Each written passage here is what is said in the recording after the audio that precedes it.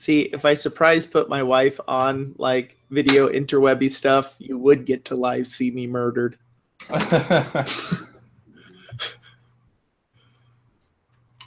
Well, you got a little bit of construction going on here at the Good, the Bored, and the Ugly recording studios. So I just finished the episode on escape rooms, which I am going to plug just a touch here on my review, which, Trent, is this one. Okay. Yep. I did not realize Tuesdays with Morrie. Oh my god, I had to read that book.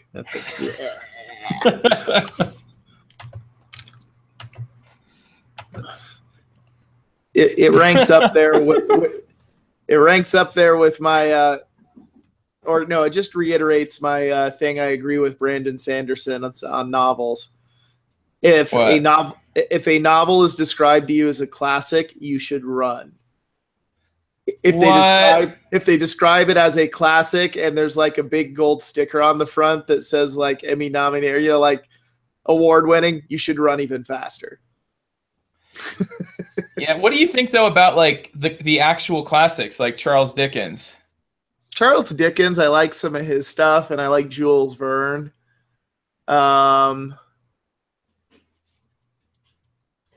Yeah, I think my mom tried to like branch from classics in sci-fi that I would actually read to like A Tale of Two Cities and stuff like, and I never touched that shit. Nice, Andy. So yeah, for me, like I did read a lot of classics. Like when I was a sophomore in high school, I read Don Quixote, and ever since then, man, it is just like I would say that was a very life-shaping experience, and I think it like from there I learned that there's a reason that you call some things classics and others not. And I think that same goes with board games, that there's a reason some games are classics and some aren't. And there's some games that are considered classics that just make you shake your head, just like books. Yep. Like Cosmic Encounter. Well, it's just, if it's a different crowd, yeah, definitely. I'm just I was offended and bothered by reading To Kill a Mockingbird because there were no dead birds at the end of the movie. letting Andy react to his own joke, I guess. Yep.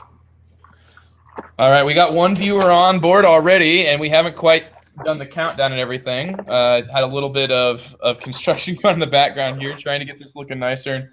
Caroline, I don't think, was quite satisfied with the project, but since we have this schedule to keep to, unfortunately, it'll have to wait for a little bit longer. So, but we stick to a schedule. That would not be exactly. I don't know what I tried to do for tonight. Normally, I say 8:45, but I was like, we'll get this all ready, and then we'll say that we're going to start recording at 9. I mean, like the other, the Cubist podcast, like they stick to their schedule. Like he was like, oh no, it's going at 9. Like I think he had it scheduled literally start at 9 without him pressing the button. I think it was just like it starts at 9. So, and that was, there was a really great community participating in that. And as a matter of fact, I think unfortunately we're overlapping them right now.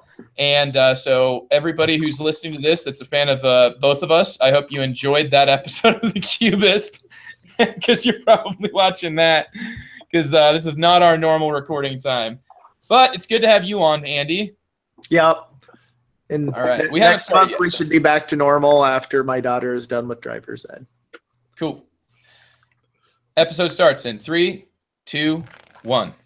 Hello and welcome to The Good, the Bored, and the Ugly, a podcast about board games. I'm your host, Joe Sallin. I'm joined tonight by Andrew Dennison. Trent Ham. We're going to be talking to you guys tonight about games that can be easily broken, or maybe not even so easily broken, but fragile games, ones that balance on a knife's edge. This is Andy's idea, so he's going to be here not only to join you guys for the first time in a couple of weeks and to give you some things he's been playing because you haven't heard from him in a while, but also this is his baby. So, Andy, you will be telling us all about this, right? Sure. Sure. Great. Thank you so much for all your input. That's apparently how in depth he's going to go into fragile games. Thanks. That was our topic. Have a great night, everybody. So, really quickly remind everybody that The Good, the Bored, and the Ugly is on Twitter. Good Bored Ugly. Yes, follow there.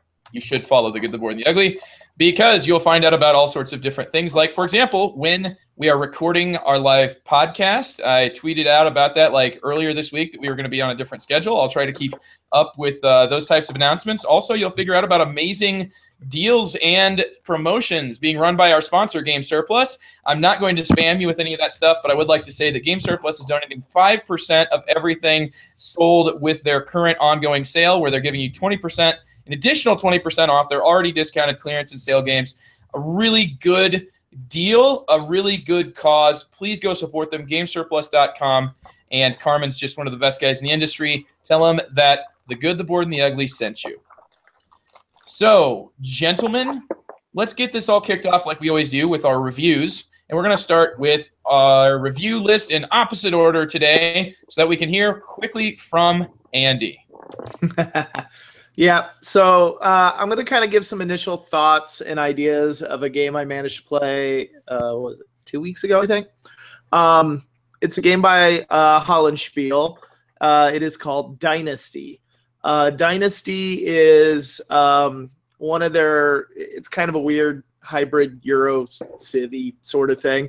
The game it most reminds me of is Time of Crisis that just came out from GMT. It's got a similar feel where it's a asymmetrical game. 3 people can play up to 4, 3 or 4, but basically ideally 4. You have 3 people that are sort of regional warlords within China, and then 1 person is playing the Emperor. The Emperor takes different actions from the warlords. So with the Emperor, you're trying to maintain what's called the Mandate of Heaven. You can improve your mandate by basically doing good things from the country, building the Great Wall of China, building a canal system, removing flood markers, things like that.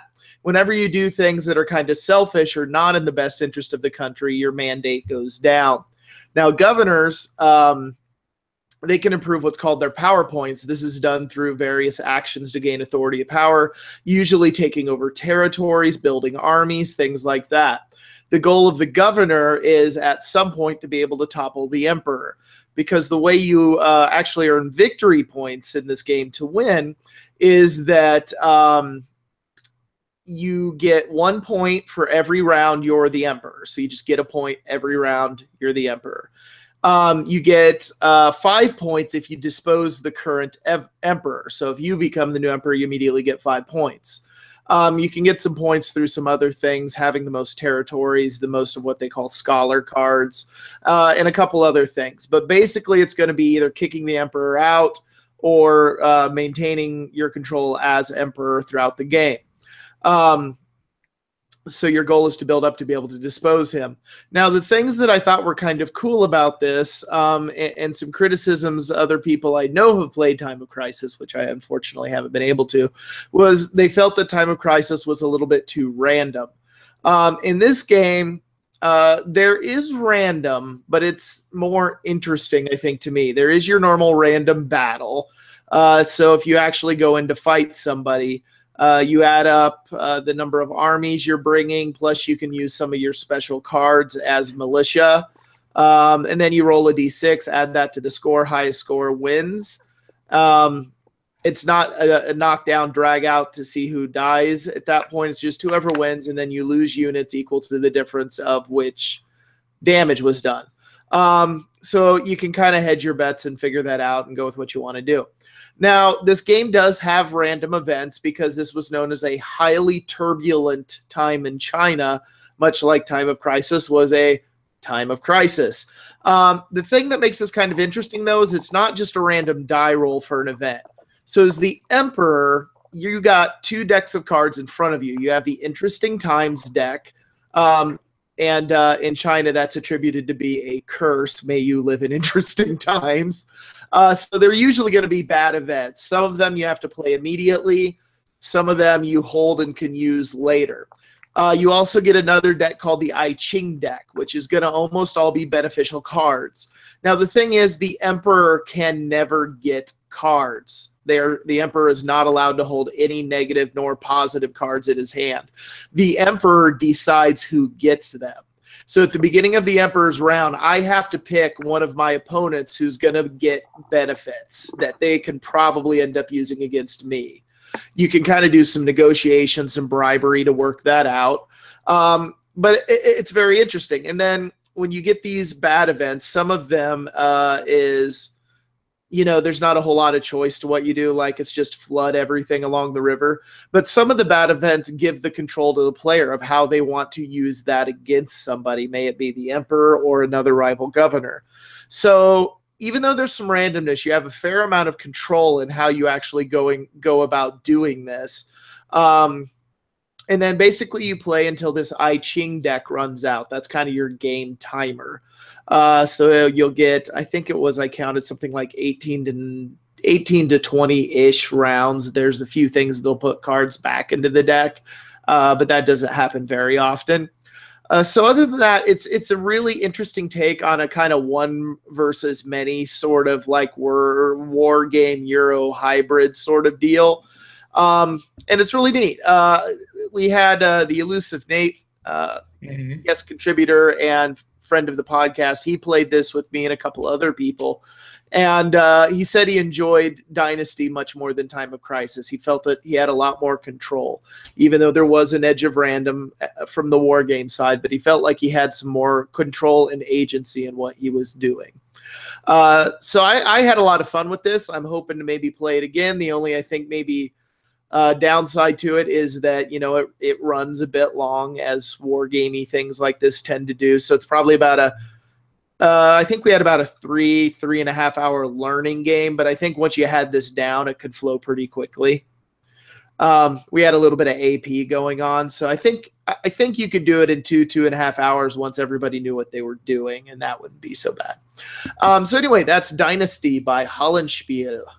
I'm actually really surprised at how much the elusive Nate did enjoy this, because he really disliked Time of Crisis. Like, right. He was very on the fence about wanting to play this one, and I think it's quite interesting to me that he enjoyed it. I think he said it was much more about just hanging on to the Emperor. Like, it was more kind of focused, whereas in Time of Crisis, you have you can earn points in a few different ways. You can create your own empires. You can actually just fight the invading tribes. But he said that this one was more focused, and he enjoyed it, I think.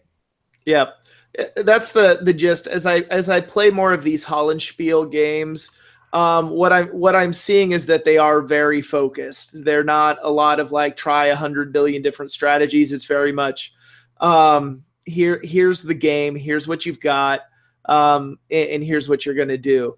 So I'm really enjoying them. Dynasty also, I forgot to mention, designed by Richard Berg, or it was the guy who did Campaign for North Africa. Yep. The infamous game that you get around with your friends and then everybody dies of starvation before it's finished. So, but anyway, this one, was very focused, very tight. Very in your face, like you were messing with people. You had just a little bit of rounds to build up like a little mini empire, and then you were pretty much right in each other's face the rest of the game. So a lot of good player interaction. But anyway, so that's Dynasty. Enjoyed it. Awesome. Well, that was one kind of civilization-focused game from the Eastern side. Let's talk about a Western-themed game where we go to the Mediterranean for a Civ Euro game, civilization building Euro game with Trent. I'm going to talk about Gentes. I'm going to guess that's the pronunciation. Or Gentes. If it's Portuguese, it's like Gentes, I think. But anyway, I have no idea. I've always heard everyone pronouncing it Gentes. Gentes? Well, there's like 4 different pronunciations. So and it's designed by Stefan Risthaus, who's designed some other stuff that I've enjoyed, including La Granja. This is published by Spielworks. I don't know that it has an actual U.S. publisher yet. I think it'll be Capstone, man. I'd be very surprised if it isn't Capstone or Stronghold or one of those. I think someone's going to pick this up, so that should be kind of a preview of where the review is going to go. So Gentes, whatever, we'll just call it the G game. Is basically looks like a Civ building game for 2 to 4 players, but what it really is a card drafting and, I guess for lack of a better way of putting it, action management game for for 2 to 4 players. It is a very Euro game. It looks like a Civ game, but it feels like a Euro game when you're playing it, very much so, because it's all about resource management and making sure that you're getting the most out of the resources that you have. The game really centers around a card draft, which is like the main part of the game, as you're drafting these cards, fulfilling the requirements for playing them, and then playing them. That's essentially what you're doing. This is done by taking various actions that are available on the board, allowing you to draft the cards, and then other actions allow you to play the cards. And then there are several other actions that basically organize your resources, which are primarily in the form of citizens of your civilization. And also actually placing cities on the board, but the cities are functionally just support for the cards, in the end is the way it works. They provide support resources, support, and other elements like that. The main focus of the game is on these cards. So you spend actions to take cards, you spend actions to play cards. The cards are interesting in that they each are unique. They have various abilities that they give you. And they also provide victory points. And part of the interesting part about the victory points is that the victory points combo off of the previous cards that you played. All cards have 1 or 2 or maybe 3 symbols on them out of 4 possible symbols. And when you play a fresh card, you not only get the victory points actually listed on the new card, you choose one of the 4 symbols and you get points equal to the number of those symbols that you see in your tableau that you've already played. So if this is like your 5th card with that symbol, that's 5 more points when you play it. So at least in the mid game, at least, you're very much encouraged to keep picking up cards with the same symbols on them, because obviously you can combo more points out of them. The thing I found most interesting about this game, this is the thing that really makes it stand out, is how you do the actual paying for actions. You have to pay money and time for the cost. And the way the time payments is interesting. You have basically a row of actions available to you. So when you take an action, it's represented by a little tile for the most part. There are a few exceptions, but there's usually represented by a little tile, and you take it and you place it on your board, and there's usually a time cost associated with it. And so to pay that time cost, you go over there and you select a time token. The time tokens are double-sided. One side has 1 time on it, and the other side has 2 time on it. So when you're actually paying the time cost, if it's more than 1, you've got to make a decision. Are you going to take 2 tiles that each have 1 on them, or 1 tile that has 2 on it? Well, since you only have a limited number of spots on your board, and if you run out of spots, you're not taking any more actions, you think, well, why wouldn't you always take the two-sided one? It takes up 1 less slot. Next round, you're going to get rid of all your tiles except for the ones with a double side, and then you just flip that to the one side, and it eats up a slot next round. So essentially, whenever you take a 2-sided one, you're essentially stealing an action slot from your next round. You have less freedom to do stuff in the subsequent round. During the last round of the game, if you do this, it's negative victory points. So if you take a double during the last round, it's worth -2 victory points, and then it escalates from there. So what ends up happening is you're thinking ahead. You're kind of starting to having to plot ahead your actions. What am I going to need to be doing next round? What am I going to need to be doing the round after that? How is all this going to fit in? The cards, I mean, it's a card drafting game. The cards are in this row that you can see available on the table. And as you're drafting, those cards are going to gradually disappear and new ones are going to appear. So you got to decide, am I going to snag those cards that I need? But again, another tension in the game is, at the end of the round, you can only have a max of 3 cards in your hand. If you exceed it, every card you exceed it by, you have to put a time token on one of the spots in your action row, reducing the number of stuff you can do next round. Everything, like a good Euro, everything in this game has its kind of counter tension in it. And there's other counter tensions involving placing cities on the board. You want to place them in different regions to maximize the benefits you get over the course of the game, but you get better maximum benefits right now if you place cities in the same region. So do you want the better benefit right now, or the better long tail benefit over the rest of the game? That's a tension when you're actually building a city on the map. This whole game is filled with those kinds of tensions. It's like, should I do it this way or should I do it this way? Should I choose this action or that action? Should I place the city here or there? And it ends up building to a very nice Euro. Now, I will point out that there isn't a whole lot of player interaction in this. other than I'm taking a city spot that someone else might want, or I'm taking an action tile that someone else might want, or I'm taking a card that someone else might want.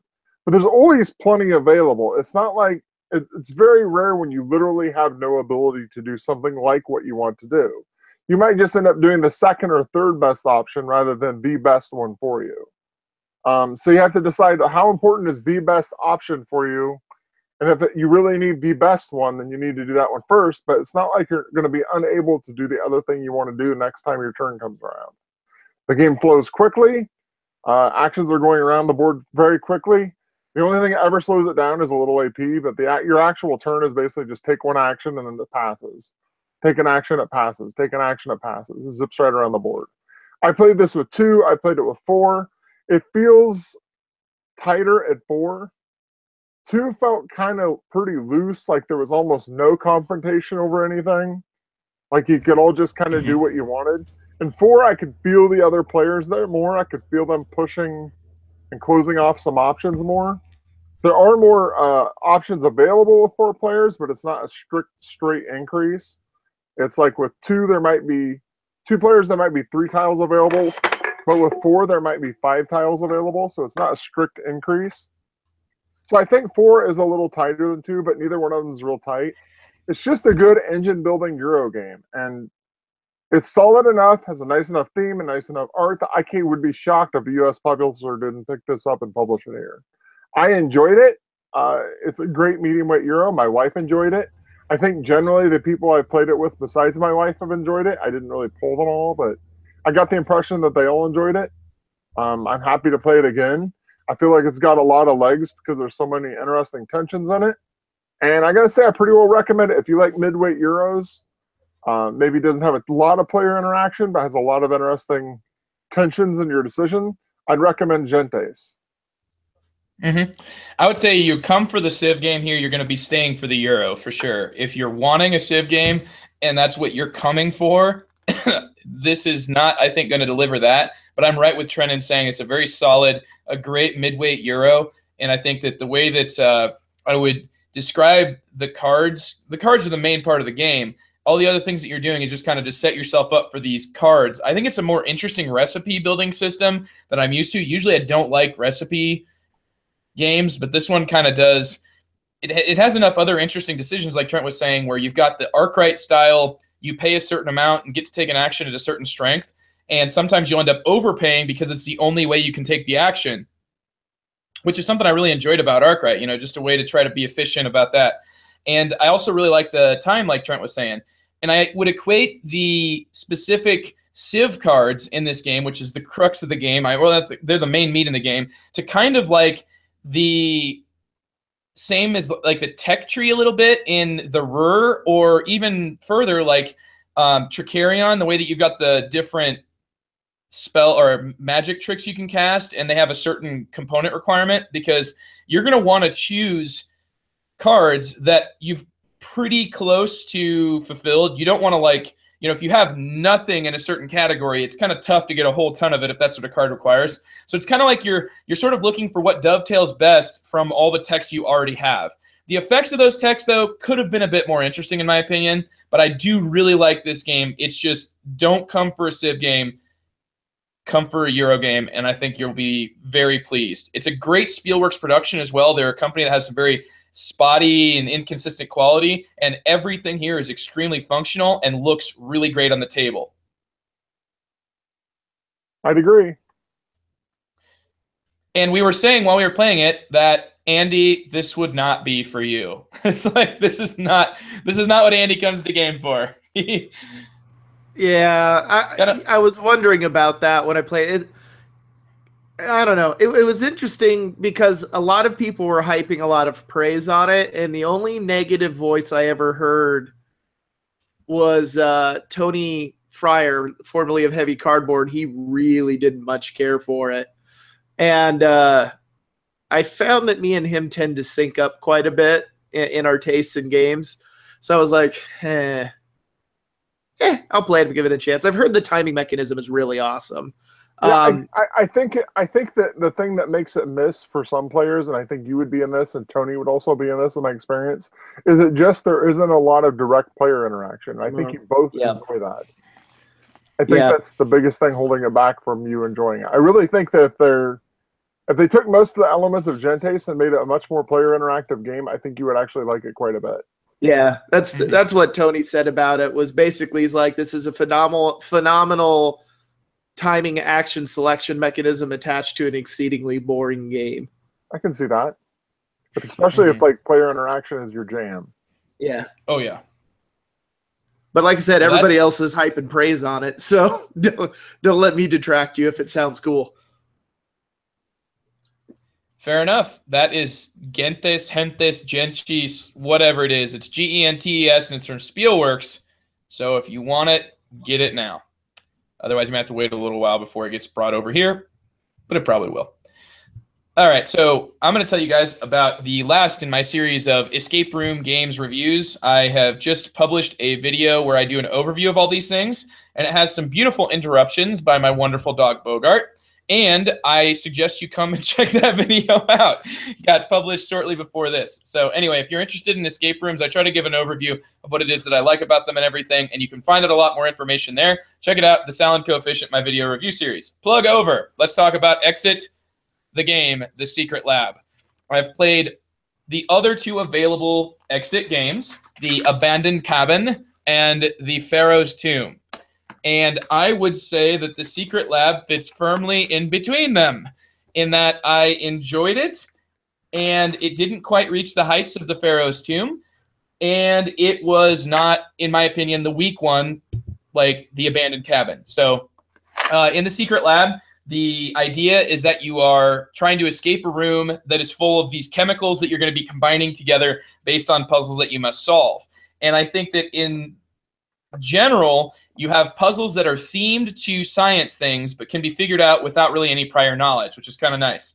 I do think that it worked well at 4 players. This is the first one in the series that I tried to play it above 2 players, and I was surprised at how well it worked. But I did practice my upside down reading skills, which I've honed in as a teacher. So I think reading upside down is almost necessary. And there was still several parts where me and Andy were kind of discussing this just a touch before we turned the play record, turned on this episode. But in an escape room like this, you'll very frequently have a puzzle that involves only one person being engaged. That happened just a couple of times here in the Secret Lab. There's just a few times it was like, oh, here's a card, here you go. There's a lot of kind of like bookkeeping type work, or some sort of thing like that not everybody else can participate in. And I'm not super impressed by that, but it was very minimal. I think though that it wasn't quite like in the Pharaoh's Tomb. It just, to me, every little piece of it was just amazing. It captured the Egypt theme. It did it in a really interesting way with the hieroglyphs and the way that it used those to solve puzzles, and the way that you kind of slowly figure out what every hieroglyph is, and nothing is what it seems. I did feel like the Secret Lab gave me a sense of place. I did feel like it was like a physical place that I was solving these puzzles in, obviously using my mind's eye, but I could see it, unlike the Abandoned Cabin. And if you are into these escape room games, this is an incredibly solid recommendation. I would also call it probably the easiest of the series, in my opinion. But that could just be because I was most familiar with this topic. So I think our group scored like, we scored 4 stars out of 10, but then we would have had 6. But there was like one little bookkeeping error that sent us back like 3 clues in like 10 minutes. And anyway, the Secret Lab, though, the easiest, probably the best entry point for the Exit games. That's what I have to say about it. So, Trent, you recommended this one. What kind of an environment did you try it in? Did you try this one with your kids at all? No, I did. It was 6 adults. It was okay. A full complement of adults. How did it work with 6? I thought it was great. I thought it went really smoothly. I didn't have any problems whatsoever with it. I felt like we were divvying up the tasks well, so that it never felt like anyone was left without anything to do. I was in a position where I was the least able to see all of the cards that were going on, which I was fine with. I actually kind of set the table up that way because it was kind of an awkward table we were playing it at. And so I ended up doing like the one card that you basically have to draw on, if you know what I'm talking about. There's one card in it you basically have to start drawing on to really do it. I don't know if you know what I'm saying. I know what you're referring to, but I was the one that basically did that. Okay. But I didn't mind. I actually just enjoyed the whole experience. I thought it was fun. So. Yeah, no, I know exactly what you're referring to. I'm kind of that was the one part that I was a little bit like, I just kind of had to wait for that one person to get done doing it, because there wasn't really any other puzzles for us to do. But that'll occasionally happen in these games. I do think though it's more frequent in the Exit series than it is in the Unlock series. And when it comes down to it, I think the Exit series is probably most suited for people who appreciate board games for the ability to sit back and be sort of pensive about them, take your time, because there isn't a limit. It's just the quicker you get done, the higher your score could be. And who really cares about scores when you're all experiencing something like an escape room? However, Unlock the game, which I've already just resigned that I'm going to lose every time, but it's so intense, and I'm just like so invested in it, and I like much more the larger art cards and more of the focus on poring over what's on those cards. And I find that there's just a little bit more, I don't know, it just really grasps my attention, and I feel like it evokes what it's going for a little bit better. I feel like Exit the game is really great, but it does occasionally sort of feel like I'm just solving a bunch of newspaper puzzles, like the logic puzzles in the newspaper, those, like kind of like the Sudokus, the ones that go next to the Sudokus. So not quite like as dry as a Sudoku, but it just kind of feels like it's more of a puzzle than an experience. And anyway, that's just my own take. But yeah, like I said, the stress is high in Unlock, and like I've never won. So anyway, that's my thoughts on escape rooms. You should check out that video that I did called Escape Room Overview. And now we're going to be hearing from Andy about why we are talking about fragile games. Andy, what is it that attracts them or repulses you from them? Andy, mute button. Well, that was exciting. Yeah. I had a fragile mic. No, I'm kidding. All right. Anyway, let me start off by first describing what I consider to be a fragile game. So by fragile, what we mean is a game being either fragile or stable. So a fragile game is one where the play state is a little bit more open, and basically, if you make a mistake, it can just you're done. It can take you out of the game immediately. And what I mean by mistake, like a fairly big mistake. But basically, fragile games are much less forgiving is another way to go with it. So if you make a fairly moderate mistake in the game, basically it collapses to an end-game state very quickly, and it's obvious who's going to win at that point. Games that kind of make me think of this would be things like an infamous Traffic. I've heard that Supply Lines from Hollandspiel is considered to be a fragile game, that like one mistake can basically screw the game, and you basically at that point should concede defeat. A very common game that I might consider to be fragile would be chess. You move the wrong piece at the wrong time, and that's, it's pretty much all she wrote if you're playing people of decent skill. Whereas a stable game is much more forgiving of mistakes, that you can make an error and you're not necessarily out of the game. Think games that a lot of Euro games kind of fall into this category for me, to where it's very incremental. So it's like, okay, well, I didn't make the optimal turn, but the only thing I lose for that is a couple points.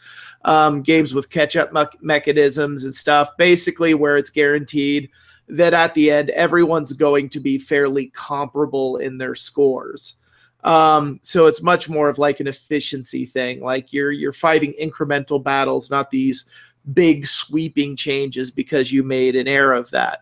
Now, the reason I bring it up as a topic is just honestly to see what people think about that. What kind of games do people prefer on that, and why might they prefer that?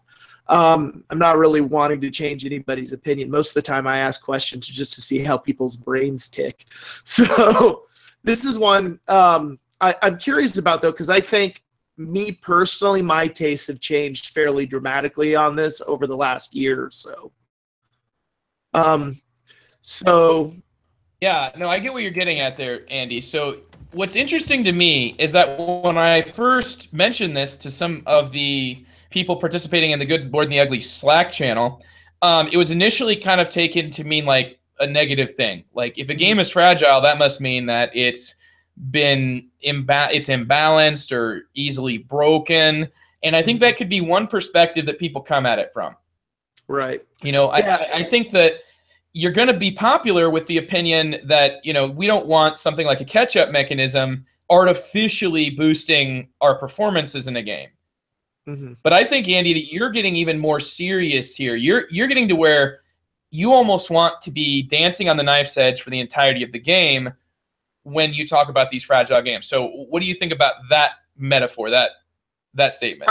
I would agree with that. So I think a fragile game is one, like I said, where the play state can collapse quickly, and I do kind of like that. Now, the thing is, though, in the games that I tend to like that are fragile, like, it very much was your decision. Like, you made the mistake that allowed this to happen. I think the danger comes with a fragile game is people can be very quick to say it's an unbalanced game or that, because if you just play it for the first time, maybe you make that big mistake that makes it look like you just lost the game in no time. Where if you play it over multiple plays, you kind of you learn to watch for those mistakes. So, you know, one of the things I've heard, for example, in supply lines by Hollenspiel is if you overextend your supply line, you can just get it chopped right off, and that can be the game right there. Just that one mistake and the game's over. You can think of a lot of splatter games in this mode, considering that you know, their quote is something like, if you can't lose the game in the first 5 minutes, then it's not worth building or playing it.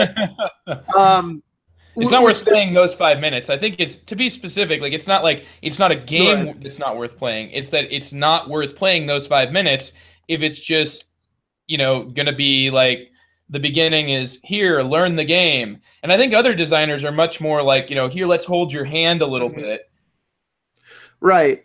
And so I think for me personally, I used to, you know, a year, 2 years ago, be much more of a fan of stable gaming. So much more like, you know, this is a well-balanced, oiled machine where, you know, we're moving along and, oh, look, we've all got some lovely scores at the end that are with it. Oh, man, that was tight. It just came down to a point or two.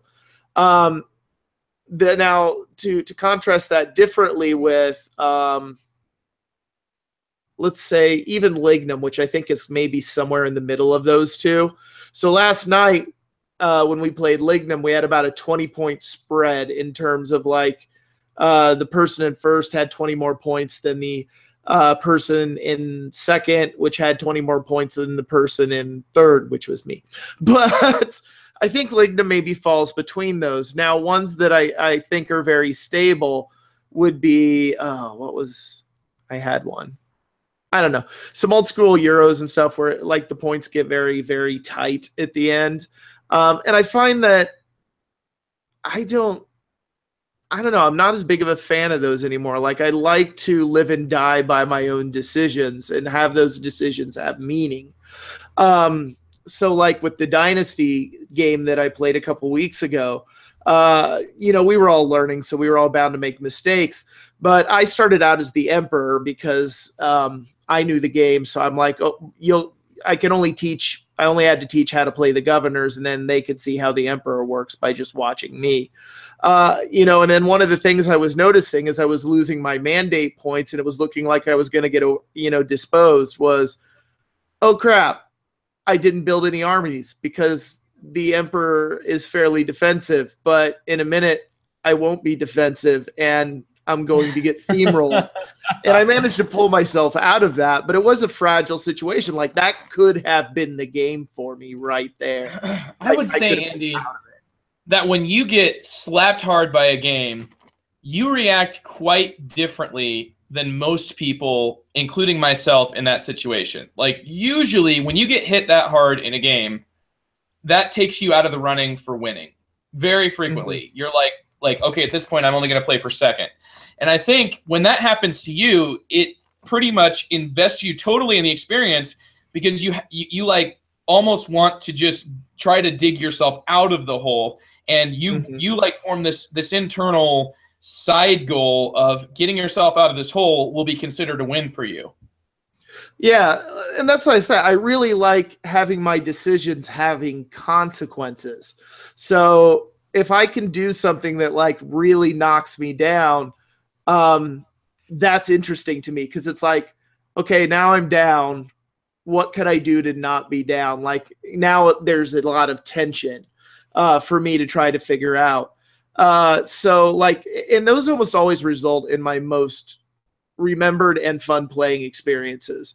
So for example, a lot of 18xx games, I think they're probably a little middle of the road on this, but one of the things that I enjoyed was when I played 1822 at HeavyCon, and about 2 hours into the game, Tony Fryer was teaching it to us, and he looks over and he goes, and I can see Andy ignored all of my first time player advice by opening 5 minor companies. And I was like, oh shit. And but I enjoyed the crap out of it. I ended up second in the game, and that was my new goal. Okay, how can I not lose any minors? And that took all the tricks I had learned about 18xx to do it.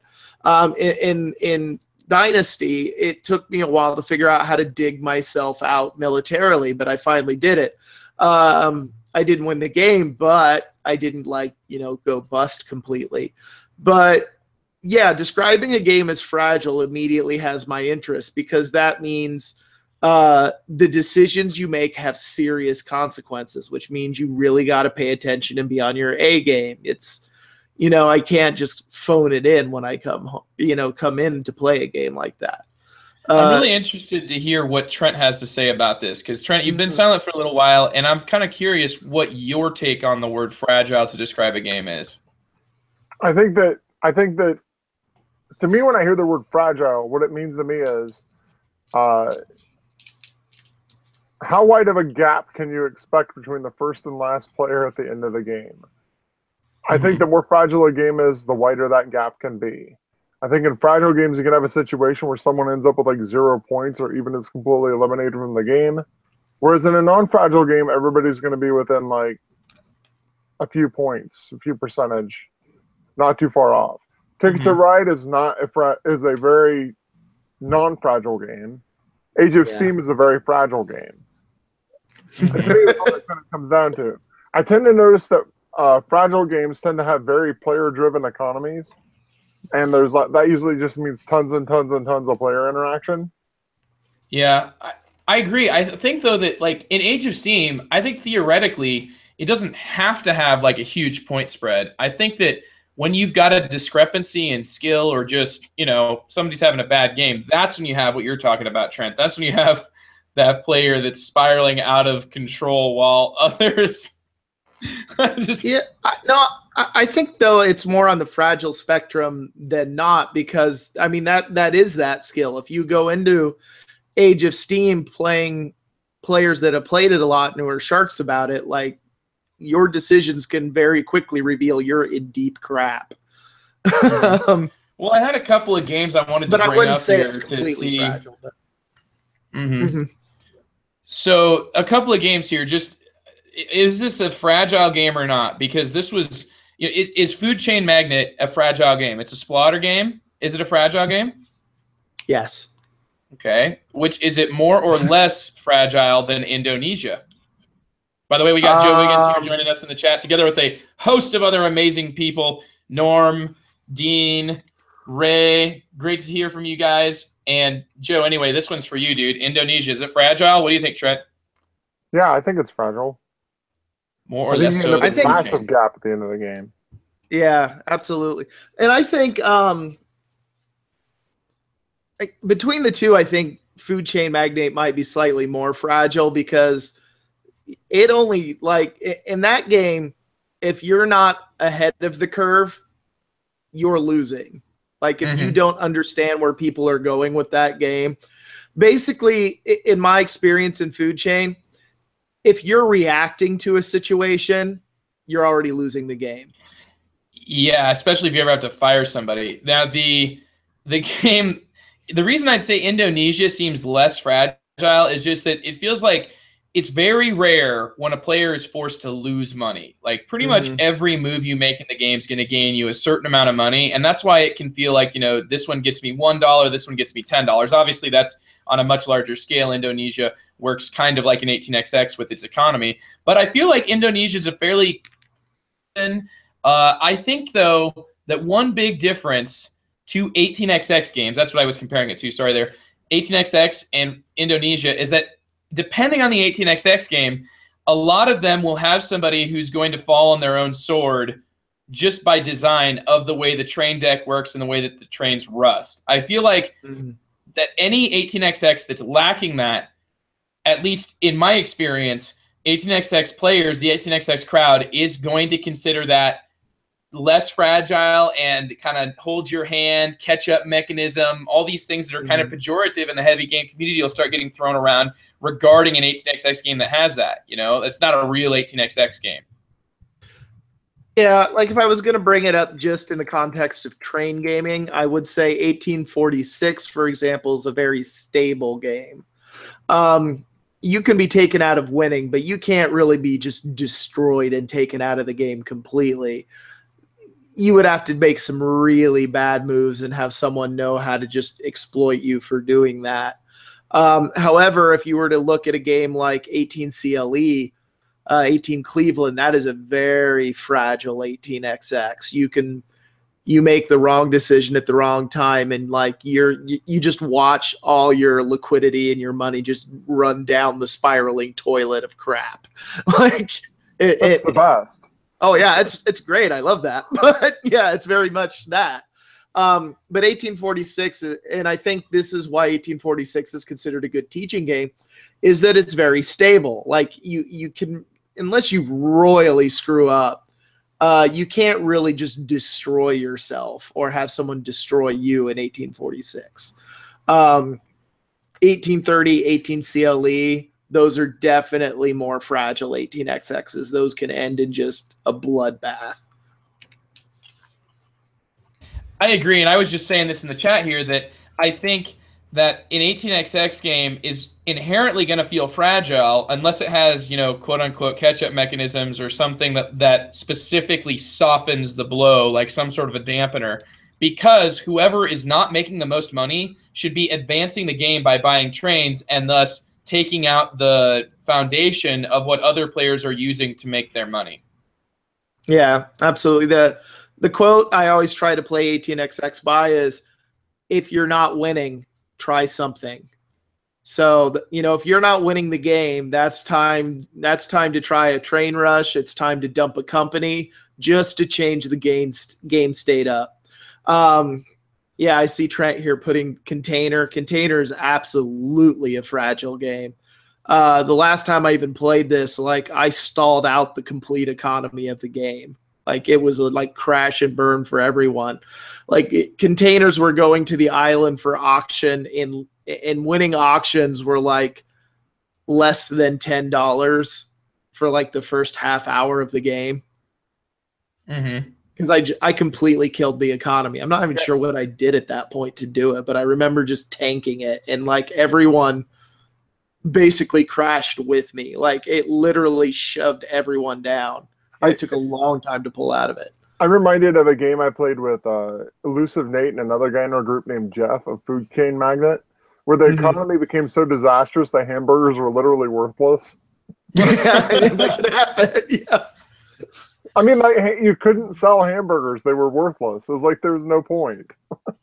Nice. I guess when I think of fragile, I also am led to think even outside of just the economic games that we've mentioned so far. Though I do think that's probably one of the most important places to mention.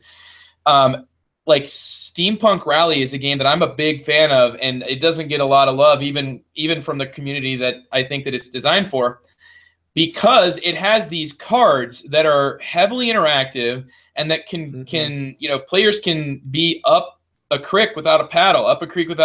And I think that because of that, it makes it more interesting to me, so I can relate with you on this point, Andy, because those specific cards, like the ones that where you're kind of jockeying around what direction you're in. People call them blue shells, but there's so much more than that. You know what I mean? Like, if something is an actual blue shell, that's frustrating. But if something has the function of a blue shell, but it has the ability to manipulate what's going on, you know what I mean? Where you have control over where you are and how big your machine is and all these things, I do think that it, in essence, makes the game state a bit more fragile. But when you're dancing, when you're somebody who is the knife dancer, who is the one that's walking on the hot coals, I think that that's a huge rush. I think that that's something that's more than what you can get from just, going on a walk through the park where I made it around in just a little bit less than you, or I found more sticks along the way than you did. Yeah, I would agree with that with Steampunk Rally. Plus, it depends on how you approach the game. And I think this was the mistake the first time I approached it, is when you play Steampunk Rally, you shouldn't approach it from the context of an engine builder. You should really be playing Steampunk Rally much like you would be playing Galaxy Trucker, in that the more pieces that fly off your thing can almost be more entertaining. Just have like those few that you're going to hold on to as sacred. And well, you know what? If the rest go, who cares? The rest, that's the fun with that. Because there were several times in Steampunk Rally I would finish a race, by making like this last jump through a minefield, and like, one part of my machine that the pilot was in like crashed on the other side of the finish line, where everything else was just flying off in midair. But yeah, I would say so. That it's definitely a more fragile game. It's definitely billed as like kind of a Euro race game, but it definitely has some aspects of the fragility in there. If you're in the wrong place and someone. Cole Worley, recent guest on the show and an excellent designer. A lot of the games systems he's designed, especially it looks like John Company from our buddy Joe Wiggins here says that this is really. Joe says this is really a fragile game. So yes, coming out with Madre. Yeah, I played it at HeavyCon, and I would describe it. Yeah, very fragile. Like we were basically another short amount of time from having our entire company just trashed. Like, there's a lot of levers to pull and a lot of serious consequences for pulling those levers. So if you're just like, let's see what happens when I do this. Oh, look, the East India Company dies and we all lose. Well, here's a comparison, guys, that I think illustrates an instance of fragility that maybe rubs me the wrong way. And I don't know if I feel like this is an instance of fragility that just, I don't know, it kind of puts me off. And that is semi-cooperative games can have sort of a fragile game state. And I'm specifically led to consider two games where I would consider one as a less fragile environment, though very, very vastly different game. But like considering Archipelago and Trois. Those are two games, one of which I would consider fragile. I would consider the other one quite fragile as well. But it's just like in the one, I feel like the fragility is cheap. And a lot of times it's either cheap because players get information that just lets them have an upper hand in a situation, like in terms of the end game goals that you get points for. And the other one is specifically because, you can have all of the beef and then a beef crisis comes up and you can be just like, no, I'm not giving any of it. And the game can just literally end because the players can't come up with a solution. And the last time I saw our group together with the elusive Nate, David, and a couple of others, literally they all lost. There was no trader in the last game of Archipelago, and they all lost. And I thought, man, I would have been so frustrated because, the game is all about it's got that sort of political negotiation, and I think that really can excite people because that semi-co-op can add in the level of fragility. What do you think, Andy? Yeah, I would describe Archipelago as a very fragile game. And I think most semi-co-ops fall to that degree to a certain amount. Like, the thing with Archipelago is I've played it and I've enjoyed it, but it definitely it has a fragility to it, and if people don't understand that going in, it can really make that game problematic. And I think that's how you know a fragile game, is if it looks like it could be a stable thing if everyone did the right thing, but you can just go off the rails with it, then yeah, that's a fragile game. The thing about Archipelago that I don't know, because I don't have enough experience with it, I only have a few handful of games, and semi-cooperatives in general kind of fall into this category a little bit as well, let me gather my thoughts here. Basically this. Does the game require you to play in the spirit of the game to work? And so what I mean by that is a lot of semi-cooperative games, Archipelago, Shadows over Camelot, some of the others have a trader mechanism. And does the game require that you play the trader in the spirit of a trader to work? So what I mean by that is this. I'm going to use Shadows over Camelot as an example. When my daughter would play more games, we played this in the family 3 players several times. They change a couple of the rules on when you even know you're a trader, because in a 3-player game of Shadows over Camelot, you don't look at your loyalty card until like half the swords are on the board. So you can't just try to tank it from, get-go. So anyway, we did this once, and then I found out I was the trader. And being that I have like the world's worst poker face, my wife immediately knew I was and like outed me, which is weird because it turned out to be the absolutely worst move for the good people. Because in a 3-player game and in Shadows over Camelot, you can, like, I came to the determination that the best thing you could ever do in Shadows over Camelot at 3 players is if you're the trader, is to publicly state you're the trader so that they can kick you into being the trader, because then your odds of tanking the game for everyone else are extremely high. Because with just 2 other players in the game, you're just like, okay, I put down a catapult. Okay, I put down a catapult. I put down a catapult. And like at some point, if they are not very close to winning the game, they can never keep up with you doing that. So that was my issue with the fragility of the game, is that your best move as the trader was to not play in the spirit of the game. Only true at low player accounts, I should point that out. Huh? That's only true at low player accounts. That's right, yeah. And that's what I said. I'm not saying that at other times. But what that makes me wonder is with Archipelago is, if you're the trader in Archipelago, does it behoove you to play, just be like, you know what? Yeah, I'm the trader, and I'm just I'm buying people. I'm like exploring constantly just to tank the game as fast as possible. Do they have a way to sort of block you from doing that? But yeah, I would describe all semi co-ops as definitely on the fragile spectrum for sure.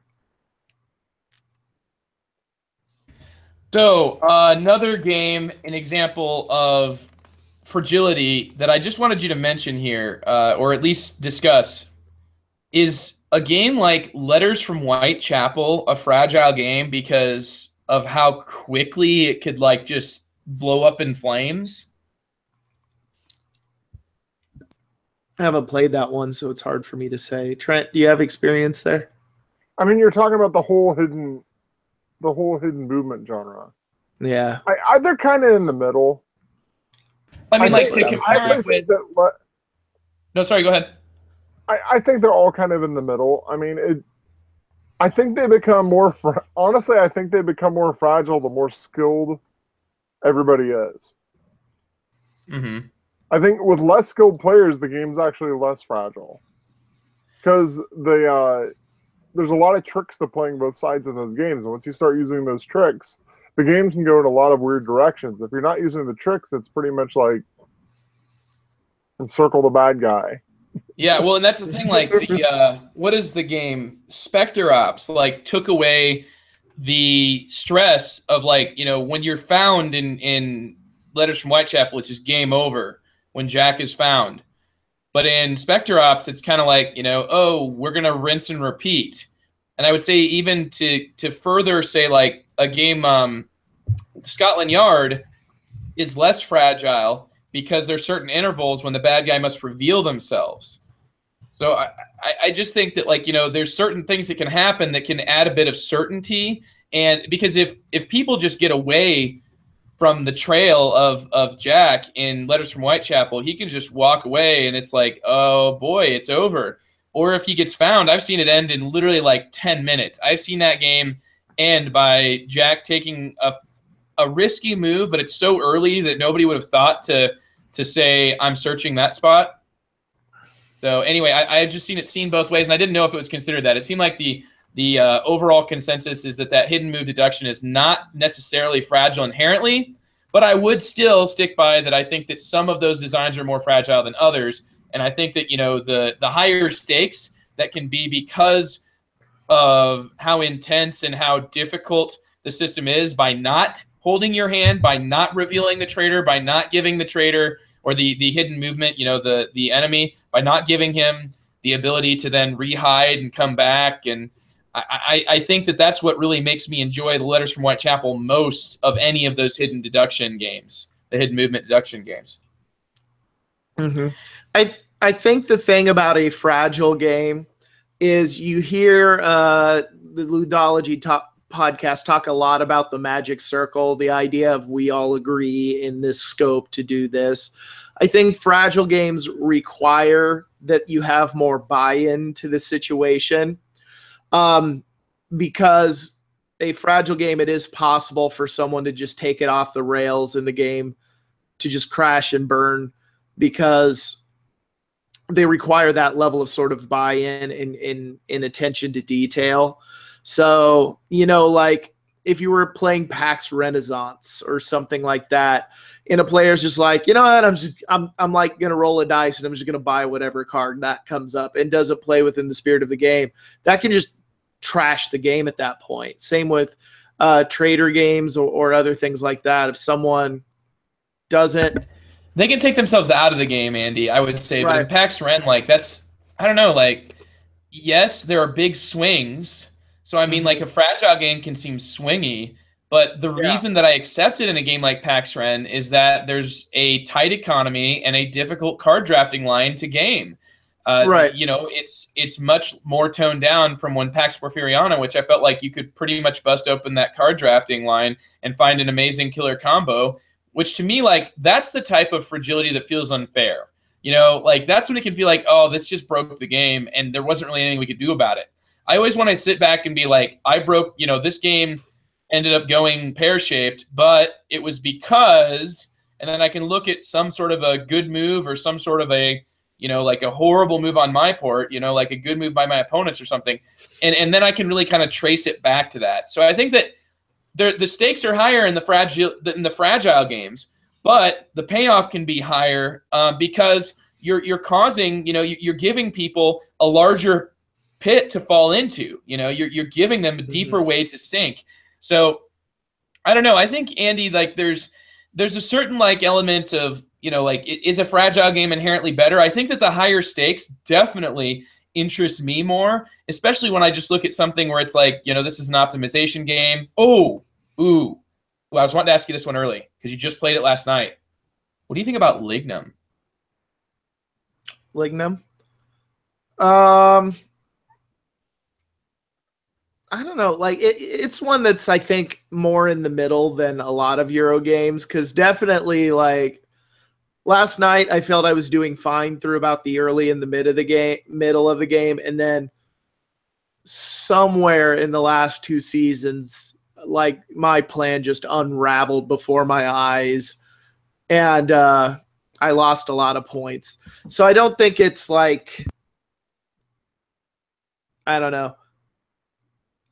I wouldn't say it's a super fragile game in the sense of what John Company or an Infamous Traffic's going to be, but it's not as stable as, say, Hospital Connect or something like that, where the points are all going to be pretty tight at the end. Yeah, I think that Lignum is a fairly stable game. I think that most of what you are doing is something that you can plan on fairly early and you can get it to happen. And I think the really big moves, they're something that you usually have to make quite a bit of sacrifices in other parts of your game. And if you're not making those types of sacrifices and getting this huge benefit, then what are your opponents doing? So I really think that there's a certain consistency and tightness that I do enjoy about Lignum, but I do not consider it in any way fragile. Yeah. And I think your enjoyment of a game's gonna very much depend on kind of where you like this spectrum. I mean, there's some people that they really don't like fragile, sort of opaque kind of games. Like they want to have a game that's more forgiving, less punishing. Some people like it just because it's kind of fun. It's like, oh, I made a little mistake, but oh, look, this happened, and then it's all okay at the end. Whereas in a fragile game, there was a really interesting comment there. Wait, you had finished your thought, dude. Whereas in a fragile game, whereas in a fragile game, like those are the kind of games that for a lot of people would not be a game that would help you de-stress. Like they cause, like for me personally, just because I'm odd like that, high degrees of tension within a game actually, weirdly enough, de-stress me over the long haul because I have to pour myself into the game and dump a lot of life stress I'm building up. But for other people, like that tension, that fragility, that dancing on the knife edge really kills the enjoyment for them, that they like very stable games where they can make their nice plan, they can execute it, and someone can't come in and throw like a cog and then, break the cog in the machine and things like that. And that's fine. I'm not saying that a fragile game is automatically superior to a stable game. It just depends on what your reasons for gaming are and what you enjoy most about gaming.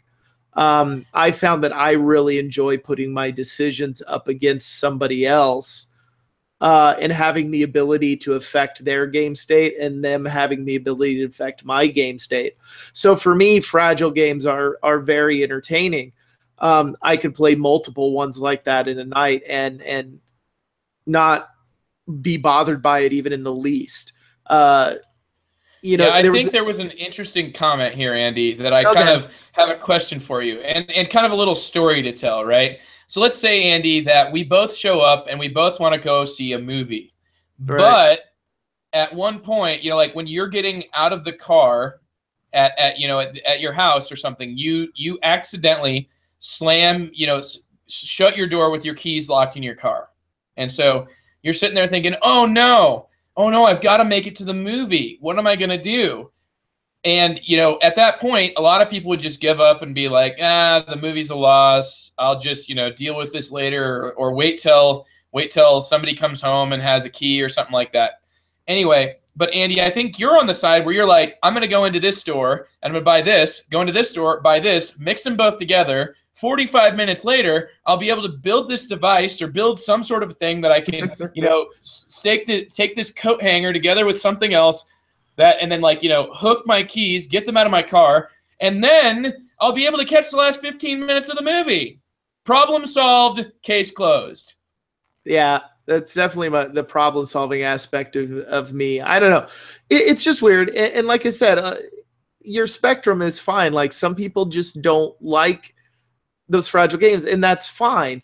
They just probably not someone I'm going to end up playing a huge amount of games with because I do thoroughly enjoy that fragile game experience. The funny thing, that I saw was, what was it, on our Slack channel at one point, somebody asked me what my ceiling was, or like at what point, how many 18xx games can you really play in a day, or heavy games that have these sort of opaque butterfly effect things. And I don't have much of a ceiling for those. Like those really do energize me. Like they can take it out a little bit, but it doesn't take me much to kind of recoup from that and get right back in there again. HeavyCon, I was playing multiple 18xx's in a day with Arkwrights, with PAX Rens thrown into the middle with other Phil Eklund games, and like I was all charged up by that. Like I was really happy, enjoying myself. Now I would say my skill of play went down over the course of the day, but my enjoyment of it did not. Like I don't necessarily need a light, easy game in between multiple heavy games to have a good time. But that's because I crave that kind of experience. Other people don't, and that's perfectly fine. Yeah. Well, a great comparison there. It was asked, are you the MacGyver of board games, breaking into cars? And I said, no, Andy. Andy is the MacGruber of board games, because while the rest of us are going to walk through the door, Andy's going to have to climb through the window sneakily with all these weird machines that he's made, and ultimately the door is sitting there open and everybody's just kind of watching you.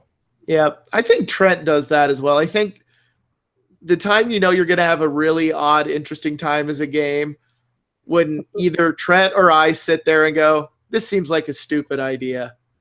I'm going to hit it anyway. Well, we haven't heard from you in a while, Trent. What would you say? If I described a game as fragile, what does that mean to you? It means that it's going to be a lot harder to predict what the game state's going to be like about 2/3 of the way into it. Mm-hmm. I have no idea what the game state's going to be like 2/3 of the way into it. Most games, I have some idea of what everybody's situation is going to be. If the game is fragile, it could be all over the place. Someone could be out of the game due to their own stupid mistakes. Like, everything could be worthless. Everything could be really valuable. It's hard to tell. If you say a game is fragile, that's kind of what I have no idea what the game state will be in 2/3 of the way through. If you say this game is not fragile at all, like, I can easily visualize what the game state will be halfway through the game. Where would you distinguish between fragile and opaque? I don't think there's much difference. Yeah, I think they kind of lock in together most of the time. I think most fragile games are opaque to some degree. I don't know. I guess that I see a bit of a distinction. I see a distinction between, like a game in which you can pull the rug out under everybody, suddenly ruin their supply chains in an infamous traffic, rust their trains in 18XX. I feel that's a bit different than just opaque. Yeah, that's true. I wouldn't say fragile and opaque are the same thing. I just think that they kind of go hand in hand real well. It's fragile but not opaque, and that's diplomacy. Oh yeah, absolutely. It's because the mechanisms are easy enough. Like, you can see what the board states could end up being, but depending on how the people discuss and what decisions go into that, like, it could really what's going to happen and see possible states, but you won't know until the players' decisions are enacted. Interesting. Yes, that's what I'm saying. Is they're different, but I think they often they're like a Reese's with chocolate and peanut butter. They just work really well together. Well, I think largely like chocolate and peanut butter. Okay.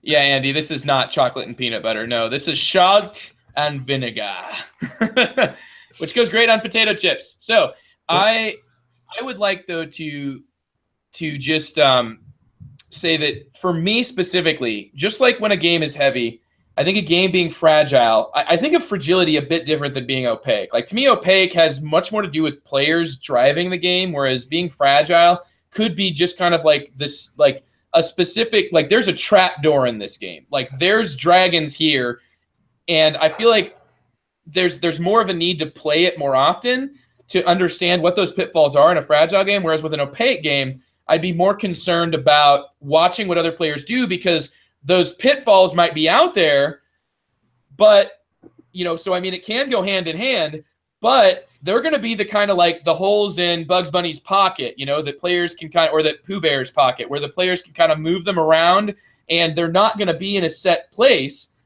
Whereas fragile games are going to have those, you're going to fall into them, and a lot of times your knowledge of the game system can prevent that, or at least, prevent you from having that happen to you, unless somebody else shoves you headlong into one, which can certainly happen. But I think that opaque is like players can shove those pitfalls around for each other and create the same sort of openings that are positive things to go through. So anyway, that's like when it comes to opaque games and fragile games, what we're discussing. When it comes to fragile games, I would say that for me, just like I am when I'm playing a fragile game, my opinion of that fragile game is just more at stake. There is more at stake, So it can be the best success if I like the system, but it can fall so hard on its face that I loathe it much more than just the, the dreaded 7, the really solid. So that's kind of my take on it. It's just there's more at stake, more to gain, but also more to lose. And less, it's going to be more towards the edges of the sine curve and less, towards 1 or towards 0. Yeah, I would agree with that. I think a word you're never going to hear a fragile game described as, for the most part, is it's fine. Like, odds are it's going to provoke a reaction one way or the other pretty extreme. Mm-hmm. Yeah. One, to kind of close it up here, we have in our comments, Joe Wiggins' definition is fragile when the game is only driven by players abiding by the game systems without doing the game may come to a halt. And then opaque is game state is unclear and player actions will change it in ways you can't predict several turns ahead. Yeah, so I'm comfortable with that. I would opaque. His diplomacy opaque. By that definition, I think it works. Maybe. I think it rides the fine line. It really does. Yeah, I would agree with that. Mm-hmm. I keep coming back to diplomacy because I love it. But yeah, it makes sense. I mean, I get it. Like, I don't know. To me, though, like, you're never going to win diplomacy in a single round. You're never going to win diplomacy by a single move. Like, you're going to sway the tides in your favor, but it advances deliberately, I would say, especially like with the first turn or two. Like, arguably, the first turn or two of diplomacy, you're not going to have it. Like, there's almost every player has just kind of like a shoe-in for a territory they can get to. Now, there is some, you can play some tricks during that time. So I don't know what would the Splatter guys think about diplomacy? What do you think, Trent? I want you to give me the Splatter guys' imagined opinion of diplomacy based on that. If the first 5 minutes can't ruin you the game, can't wreck your game, then you shouldn't play them. Okay. I don't know. I'm not sure. I don't either. That's why I asked. So anyway, I guess maybe the world will never know. Maybe one day we'll be able to get Jeroen and Joris on here, and we'll actually be able to talk about whether or not diplomacy's opening is scripted. So that is about all I've got to say on Fragile Games. This is a great topic, Andy. I appreciate you suggesting it, and I'm glad that you were here to discuss it. So, gentlemen, we now go into the segment of the episode where we're going to hype upcoming games that we are looking forward to. And my favorite one to talk about is what Trent had listed here as of when I made the episode description. I'm really curious, Trent, about this Tuesdays with Morrie game. Well, in Tuesdays with Morrie, the board game, you spend a lot of time doing stuff that feels good. But at the end, you feel like you wasted a few hours. And that's why you're so pumped to play it? Yeah, I'm really excited to play it because nothing says a good time like feeling like you wasted a few hours. Yeah, I had to read that book for a class. Oh, man. I'm sorry, guys. I'm sorry. I'm going to contain myself. I'm going to contain her. Just trying to contain myself. I'm going to read quotes from Tuesdays with Morrie. Oh, no. It doesn't rank up there for the sheer horror of having to read, oh, God, what was it, like Walden 2 by Skinner or whatever? Oh, God. Oh, that was my, oh, no. Walden 2? Oh, my goodness, dude. Walden 1 was awful. I hated it. I like Walden 1. Walden 2 can go... Ugh. Either one of them. I'm gonna guess that the second one would be worse for me than if none of you guys can stand it. Accept who you are and revel in it. Tuesdays with Morrie. Oh no! Oh no! Is this related to the Bob Ross you've learned how to Art live. of Children? Yes. Oh goodness! I've read Tuesdays with Morrie. Death ends a life, not a relationship. Ugh. That has no meaning at all. When I'm with you. Don't let go too soon, but don't hold on too long. I think what we're really saying here is when Joe finally dies, because I'm just assuming Joe's going to die younger than I am. So when Joe finally dies, I will set up a war game, a 2-player war game, and like I'll just put like a doll on the other side, and Joe will be playing me at the game through the doll. Yes, because the relationship just does not end. No, and I will just assume like Joe has suddenly come to his senses and likes dice, so I'll make the draw. Yeah, it'll roll dice, and in my mind, it's making Joe scream in the afterlife. Andy, when you precede me in death, and we go to throw flowers on your grave, into your grave, I will instead throw the cards from Codenames. Yep, that'll work. I have a final thing to say on this subject. I give myself a good cry if I need it, but then I concentrate on all good things still in my life. Days with Morrie. Oh my goodness, there's way too much of that to go around at this point.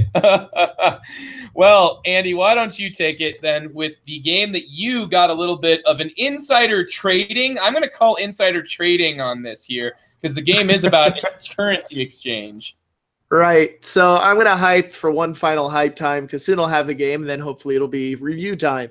4X just came out last night. It's a game about currency exchange. Once again, it's from Hollandspiel because that's my go-to for the odd games these days. And it's about currency exchange. It is described as potentially the nerdiest game that has yet ever been released. Apparently, when Tom Russell tried to get this published several years ago, he took it to an 18xx publishers, and they were just like, "No, this is too nerdy for trained gamers." With that single sentence, he probably could have uttered nothing more that would have necessitated me buying it than just except for it had he uttered Trent. No. You're not on the same page anymore. I was wanting to cue another line from Tuesdays with Morrie. Keep going, Andy. Anyway, so basically the game contains world currencies, and each currency is only worth whatever it is in relation to other currencies. So there's no fixed economy. The economy is constantly in flux. And I started reading some of the rules to it. It's making sense, but the way basically you ultimately want to win is exchanging currencies, exchanging things, trying to build up your portfolio kind of deal. But the way you do that is by basically making predictions. So, I'll say something like, when this contact resolves, I'm going to trade 3 yen for $7. The trick is, depending on how the market's manipulated, you may actually gain or lose money in that situation. Wait, hold on. So, in other words, as my friend Morrie says, don't let go too soon, but don't hold on too long. Yeah, basically. That's the whole point of the game. It's all based on Tuesdays with Morrie. Tuesdays with Morrie. Yeah, anyway. Yeah, no, this game looks insane. Like the back of the box, you could only get away with writing on the back of the box what a boutique publisher would do. Because it goes in, it's like, this game's going to be awesome. You're going to be trading money. Or your entire game group could hate you. Like your wife will wonder why she married you in the first place and why you bought this game and made us all play it. But anyway, it's just a nerdy game for nerds who like math and punishing each other and super opaque stuff. Fragile too, of course. Fragile buzzwords. Any more buzzwords? Fragile. All I know is space. Yeah. The one thing I know is I was listening to some Heavy Cardboard was playing it, and I think it ended up being basically they did a 6-player learning game, which Tom Russell's like, don't do that. That's a really, really bad idea. And I guess for the first 2 hours, they just hated it. They're like, this game is awful. But after that, somebody made a move and everyone was suddenly like, oh, that's what you do. And then like everyone really, really liked it at the end. But yeah, basically like saying this game's too nerdy for you is just a general challenge to me. And I don't know. I've yet to find anything that's too. I think what we need to do is when we play this game at our local game store, we need to come dressed as financial people, like, you know, wearing buttoned up shirts and ties. And yeah, I'm going to be like the guy. Nothing will attract people to the game night with a bunch of dudes that look like accountants playing. I know. So awesome. But there was a joke earlier about this feeling like Cheers, because our chat was like, "Hey, everybody, I remember you guys." And anyway, yeah, Norm's an accountant, Andy, but it doesn't mean that Norm has to show up and be like, "We're all gonna dress appropriate for Wall Street." Andy, do you even own a suit? I don't think I do anymore. No, I do, because my wife made me buy one for the last wedding we went to because she got sick of me embarrassing her with clothing. Mm-hmm. Yeah. Now, I reiterate that I was correct at this wedding because it was like, you know, formal dress required, but it was a summer outdoor wedding. And we showed up and I immediately looked around. I'm like, I think formal was more what I was thinking is formal. So yeah. I just took off my suit and ran around naked after that. No, I didn't. Anyway, I'm done. Well, Andy, I hope that you are able to live out your financial fantasy very soon. And you know what the best part is? It'll be a paper map, so that means I get to build another game board. Yeah, I was just saying that actually. That like I wonder what they're doing there at Hollandspiel. They're just like, well, as long as we can call it playable, we can sell it because our crowd is Andy. Yeah. Well, no, I mean, it's a war game thing. Almost all like war games do have paper maps, and it is like, I would be interested in seeing what their profit is per game, because I know it can't be that high.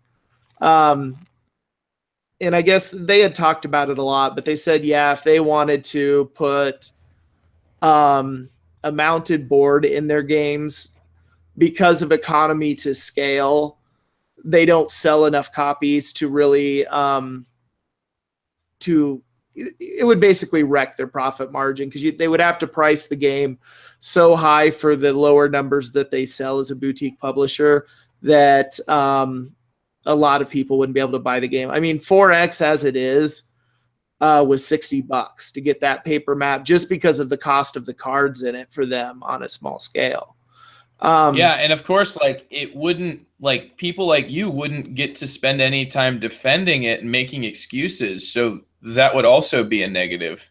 Well, you know, and some of us play for gameplay.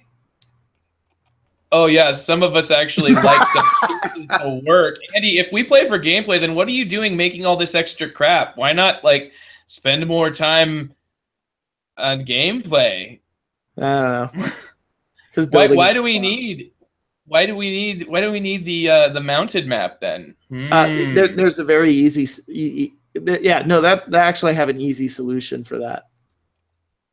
It's because if anyone else buys a copy of the game in the area, everyone wants to play my copy. If anybody else in the area buys a copy of the game before they know you and they show up, Andy, let's all be honest, Hollandspiel is yesterday. Yeah. Trent bought it. It's all good. Anyway, well, it was fun because Tom Russell dropped a hint that he was dropping it at midnight Eastern Standard Time, so I refused to go to bed in our game night until I had bought that copy. Mm-hmm. I'm actually quite excited for this one. Like, this one sounds really interesting to me, and the most similar thing I can think of is Container, which is just a fascinating little game that has very little direction, just like Cole Worley had mentioned with 4X. But this one just sounds really cool. Like, once things get going, the real interesting decisions happen once people are kind of invested in different things. And you have to choose what's worth going for you. So, yep. No, it definitely I don't think there's anything out there that's quite like this, and that more than anything else is what interests me. Mm-hmm. Cool. All right. Well, thank you, Andy, for that. And now, Trent, Are you actually gonna? Are we just gonna keep it with the Tuesdays with Morrie, or do you have? Do you never added anything? Don't cling to things because everything is impermanent. Tuesdays with Morrie. Okay, we're gonna get more Tuesdays with Morrie quotes then. This is the flavor text because we all know that Tuesdays with Morrie is actually gonna be a CCG because they're doing that with everything that I can't stand. It'll be a little card game sold with Bob Ross's Art of the Chill board game. Oh my goodness, I might actually buy it. I'd be one of those. I'd be like, oh, really? But no, I still haven't bought the Bob Ross game though because it looked like a cheap trivia cash-in. So anyway, come on, your wife would totally play it. We are all like birds with broken wings. Sorry. Oh my goodness, man! Yeah, the Tuesdays with Morrie. I feel like the appropriate way to play that is to say those lines shortly after you've just won a card in like Cards Against Humanity. So I condone the playing of neither, but I feel like the only time that one is appropriate is with the other. No, you play it. It's a meta game you play with another game that you're about to throw in the trash. Like all these statements about the fleetingness of existence and how death is imminent. It's like I'm about to throw this game away. So yep. It makes nice. It makes the game feel better that it's shuffling off its mortal coil to the scrapyard. But it's still alive. Yeah. Anyway. Yes, it is time now then for me to hype the expansion to a game that I definitely played to the point that I don't think I could play it anymore, at least not without some sort of an expansion. Cry Havoc. An interesting little take on deck building, sort of a coin system where you've got guerrilla warfare on one side, initially inspired by Napoleonic era wars that eventually turned into a sci-fi battle that involves, like I said, deck building, asymmetric races, and holding down the all-beloved sacred, not forsaken, turf that's going to get you points. You'll get money for, or get the points in the game for hanging on to spots on the map.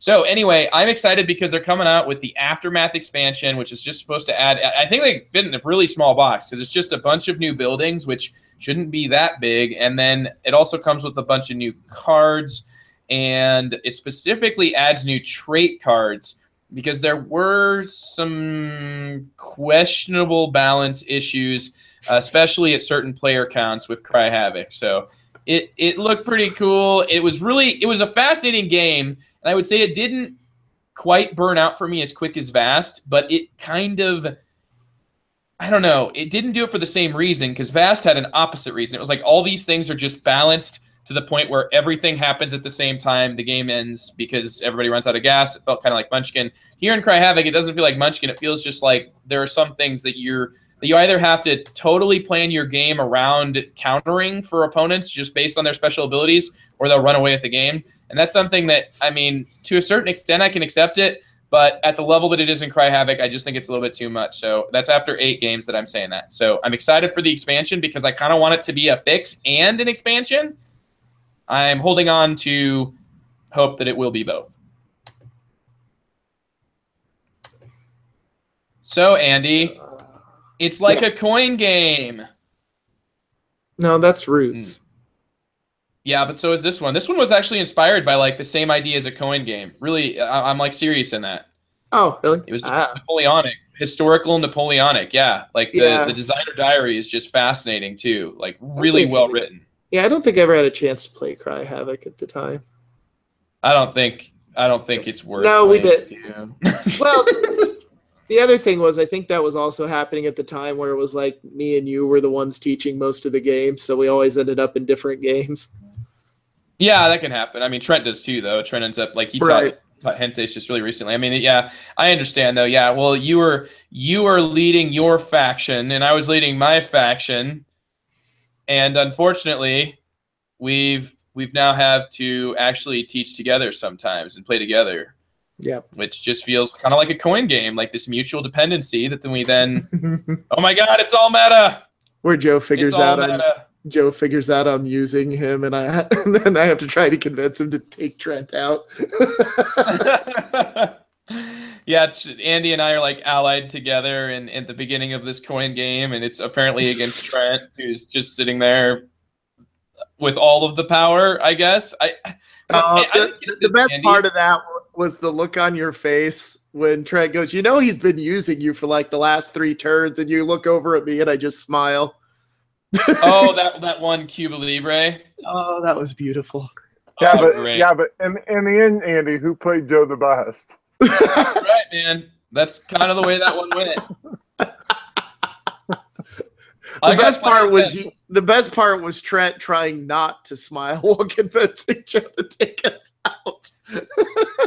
Well, to be fair though, what had happened, I guess I played that with sidereal confluence rules, because what Trent was in a position to hurt me.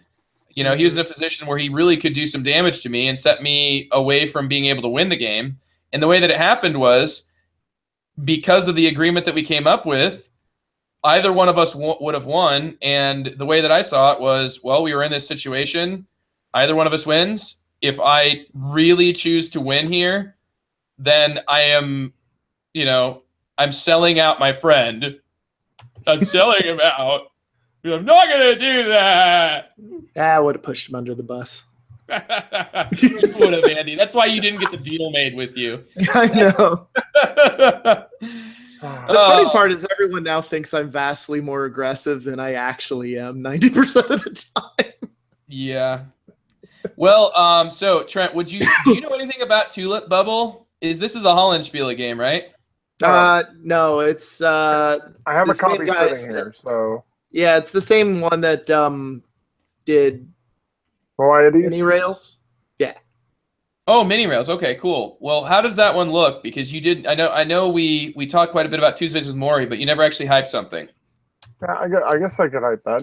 It looks like an economic game. I'm looking forward to playing it. It's got an evolving market.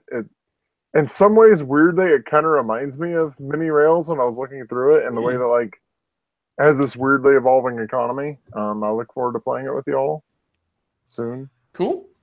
Yeah, I think the only complaint I've heard is what Joe Wiggins was talking about in the chat, that the way the game ends does simulate an economic bubble burst. And so there's like these market cards you draw that tell you how the market fluctuates. But the last 3 cards available, one of them is the bubble bursts.